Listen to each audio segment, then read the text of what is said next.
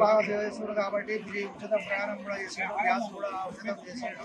కాబట్టి ఆర్టీసీలకు 10 సంవత్సరాల నుంచి టీఆర్ఎస్ ప్రభుత్వం ఇంతవరకు ఏమి ఇవ్వాలి. మాకు గ్యాస్ కూడా అమలు చేసేట్టు బాండ్ రూపాయలు కూడా డబ్బులు ఇస్తున్నాడు కాబట్టి మేము అందరం రేవంత్ రెడ్డికి రుణపడి ఉన్నాం. ఈరోజు తెలంగాణ రాష్ట్ర ప్రభుత్వం మరి ఆర్టీసీ కార్మికులకు ఫిట్మెంట్ ద్వారా 21% పెంచడం జరిగింది. మరి ఈరోజు 53,000 కార్మికులకు మరి రాష్ట్ర ప్రభుత్వం పైన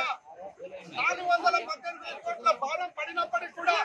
మరి కార్మికుల శ్రేష్టంగా భావించి ఈరోజు తెలంగాణ ముఖ్యమంత్రి రేవంత్ రెడ్డి గారి ఆధ్వర్యంలో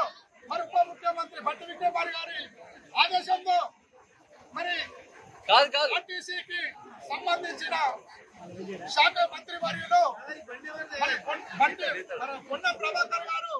మరి మీరందరూ కూడా మరి కార్మికులను ఉద్దేశించి మరి కార్మికుల శ్రేయస్సు కోసం ఆలోచించి మరి ప్రభుత్వం ఎంత నష్టమైనా సరే కార్మికులకు అండదండలుగా ఉంటామన్న ఆలోచనతో ఈ రోజు 53,000 మంది 71 మంది కార్మికులకు మరి ఈ రోజు